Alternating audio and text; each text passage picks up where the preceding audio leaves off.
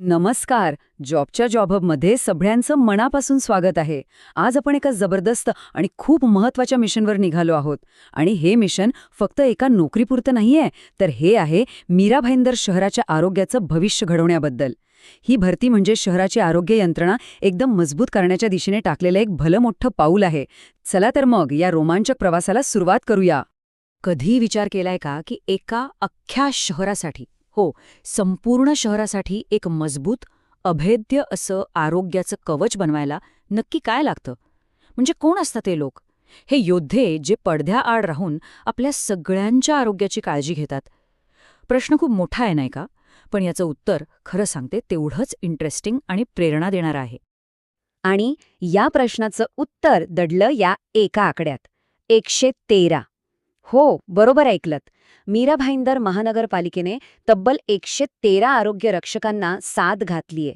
हा फक्त एक नंबर नाहीये, तर हे एक आवाहन आहे, एका मोठ्या बदलाची सुरुवात आहे आणि एका निरोगी शहराच्या दिशेने टाकलेलं एक अत्यंत महत्त्वाचं पाऊल आहे. तर आपल्या या माहितीच्या पहिल्या टप्प्यात आपण हेच बघणार आहोत की हे 113 संरक्षक नेमके कोण आहेत आणि त्यांच्यासाठी कोणत्या संधी उपलब्ध आहेत.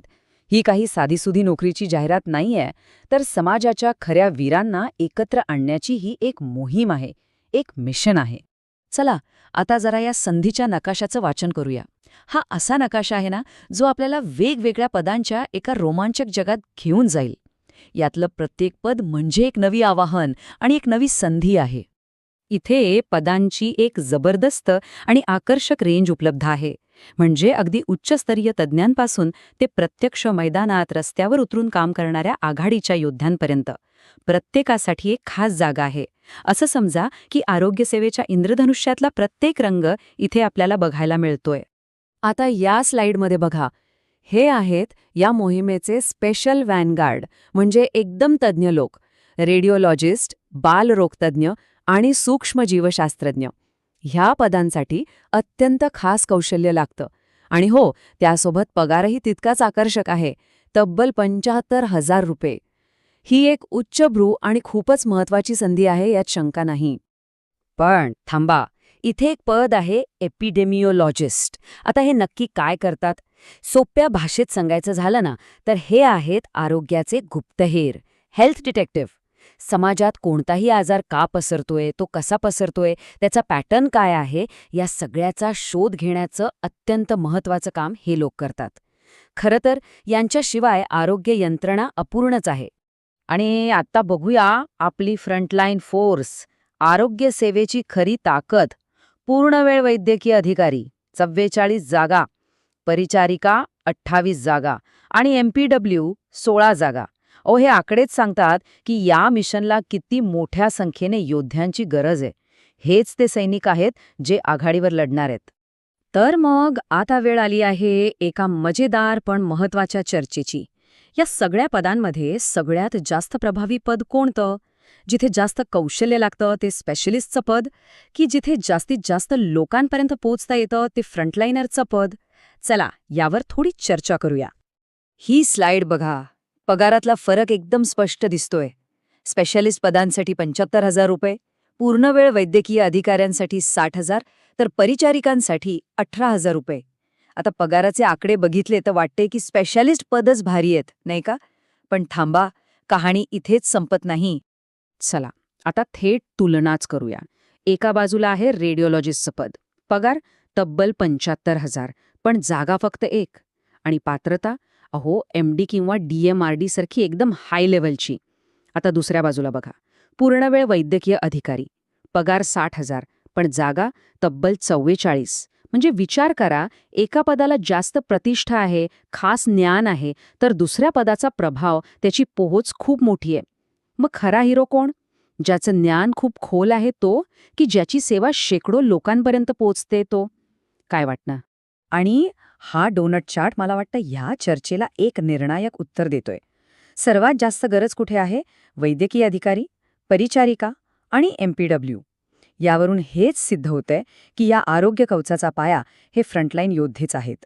स्पेशलिस्ट महत्वाचे आहेतच, पण मोठ्या संख्येने असलेले हे फ्रंटलाइनर्सच यंत्रणेचा खरा कणा आहेत. चला, आता या चर्चेतून बाहेर येऊया आणि थेट कृतीकडे वळूया. जर हे आवाहन योग्य वाटत असेल तर पुढचा टप्पा येतो अर्ज करण्याची प्रक्रिया.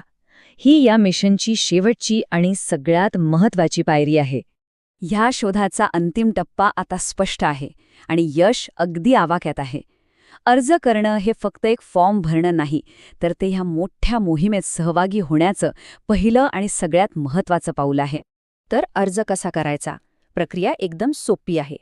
पहिली पायरी, अर्ज करण्याचा मार्ग निवडा. ऑनलाईन गुगल फॉर्म किंवा ऑफलाईन दोन्ही पर्याय आहेत. दुसरी पायरी, तुमची सगळी आवश्यक कागदपत्र तयार ठेवा. तिसरी पायरी, अर्ज सादर करा. आणि चौथी, शेवटची पायरी, मुलाखतीच्या बोलावण्याची वाट पहा. सोपं आहे ना? आणि या मोहिमेसाठी आवश्यक हत्यारं कोणती आहेत? अर्थातच आपली कागदपत्र, शैक्षणिक प्रमाणपत्र, ओळखपत्रासाठी आधार कार्ड, अनुभवाचे दाखले, पासपोर्ट साईज फोटो आणि सही. हे सगळं म्हणजे हिरोज टूल किटचा एक महत्त्वाचा भाग आहे. हे सगळं तयार ठेवणं खूप गरजेचं आहे. पण एक गोष्ट लक्षात ठेवणं खूप खूप महत्त्वाचं आहे. वेळ वेगाने पुढे जातीये, अर्ज प्रक्रिया सुरू झाली आहे आणि शेवटची तारीख आहे 4 मे 2026 संध्याकाळी 5 वाजेपर्यंत. त्यामुळे वेळ अजिबात वाया न घालवता अर्ज करणं गरजेचं आहे. आता आपण आपल्या या विश्लेषणाच्या अंतिम टप्प्यात पोचलो आहोत. या सगळ्या प्रक्रियेचा शेवटचा परिणाम काय होणार आहे? हे 113 निवडलेले उमेदवार एकत्र मिळून नक्की काय घडवणार आहेत?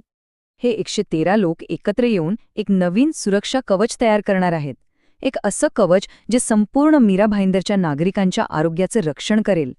हे फक्त पदभरणं नाहीये, तर हे एका निरोगी आणि सुरक्षित भविष्याची पायाभरणी करण्यासारखं आहे.